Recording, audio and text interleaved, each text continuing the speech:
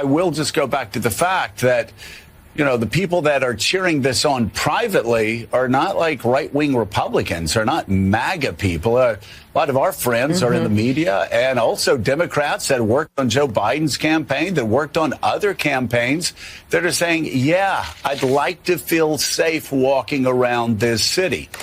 If the federal government can be a positive partner in keeping the streets safe, while, again, forming a partnership with the D.C. police and not taking over, then at least the people I've spoken with that live in D.C. day in, day out, see this as a positive step.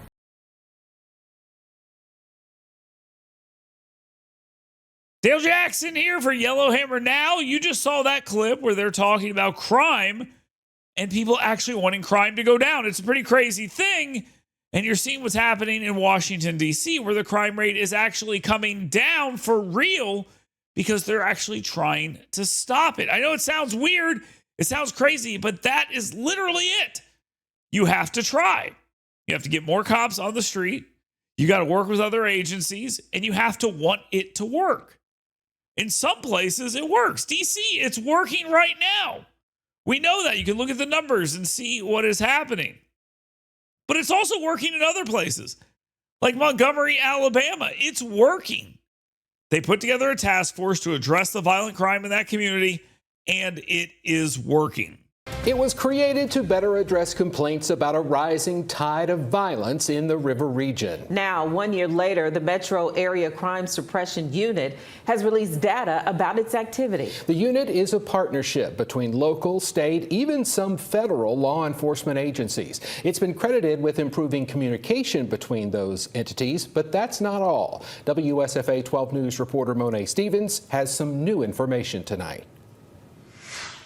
The Metro Area Crime Suppression Unit wraps up its first year on the streets with major successes. The unit was created to fight violent crime following an increase in reports. To date, the MAX unit has made more than 3,000 traffic stops and served close to 1,000 arrest warrants, with charges ranging from failure to appear to capital murder. The unit is also credited with making 429 arrests, seizing 268 firearms, confiscating 164 machine conversion devices, and recovering 68 stolen vehicles. Since MAX was created, the city of Montgomery has reported a 30% reduction in violent crime, something that law enforcement officers say is a clear result of the collaboration among agencies. So again, what did they do? They tried. That's it. They tried to stop the crime. They allowed the law enforcement officers to do their job, and they drove down crime by focusing on it. They tried. The city of Birmingham is apparently trying as well, although not in the same way. They are actually focusing on it, mostly because the mayor of Birmingham wants to get reelected, but at least they're focusing on it, and it's about time. Birmingham has had a crime problem for a very long time, and there's a lot of questions about what's actually happening here. But murder rates are actually dropping. Now, that's from historic highs. And violent crime is up a little bit, but it appears that they are actually trying, or they're trying to make the numbers look a little bit better. The Birmingham Police Department is again touting its crime stats and decrease in homicide numbers year to date. ABC 3340's Olivia Goche joins us now from the newsroom. And Olivia, the City Council heard from BPD Chief Michael Pickett this morning. Muriel, Chief Pickett is reporting a 52% reduction in homicide numbers as of today when compared to last year. And while homicide numbers are down, according to the most recent numbers available by BPD, total violent crime is up slightly by almost. Now, nobody would look at the city of Birmingham and say that's a success, but it's better. I think that's fair to say, and we should be happy about that. Less people are dying. Let's hope after the next election, Mayor Randall Woodfin will be actually interested in driving those murders down even lower and start focusing on the other violent crime in the city. Maybe actually ask the state to help him. That would have made a lot of sense, but for some reason he did not want to do that, even after seeing what was happening in Montgomery. All he would have to do to make his city a safer place is try. But for some reason, didn't really want to do that. But kudos to whatever he is doing, because at least, well, the violent crime is flat and homicides are down. So give him credit where credit is due, and there's really not much to give him. But let's take a look at Huntsville as well. They don't have as big of a crime problem as these other two cities, but they did have an issue with public housing, and they came up with a plan to fix it. Now, the media is focusing on the curfew part of this, but if you pay attention to the story, you'll see what's actually happening. Huntsville city leaders say a curfew at public housing communities is going so well that they might extend it. It was a hot topic at a Huntsville Housing Authority meeting yesterday. The city put the curfew in place in May after several shootings in public housing neighborhoods.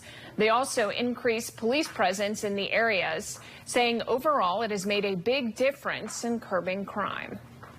I think it's created a sense of safety. Residents feel more safe while they're in their community, and I think it's been a good thing for all of our children and our elderly especially. Yeah, you heard that right. They put more cops in there. They sent more cops in, and people stopped breaking the law as much. That's as simple as it is. Flood the zone, say you're going to fix the crime issue, put more cops in there, and then fix the crime issue. I know we did this whole thing for a while about defunding the police and all these other things, and we pretended that cops being there somehow led to crime, but nobody really believes that. If you want to solve it, do what Montgomery did. Try. Do what Huntsville did. Try. Do what D.C. is doing right now. Well, Donald Trump is doing to D.C. Try. And do what Randall Woodfin is pretending to do. Try. And if you do that, you will be successful. You'll notice all the places where they have these crime problems, it's because the people in charge, either in law enforcement or on the prosecution side, aren't doing the right things to deal with the problems. Arrest the bad guys, prosecute them, and cage them. They're more interested in the social justice side of this, and if they're doing that, they're going to find out that they're going to have more crime in their community. And that works for citizens and non-citizens alike. So the advice is pretty simple with all the evidence we have. If you want to drive down violent crime and homicides in your city, all you have to do is try.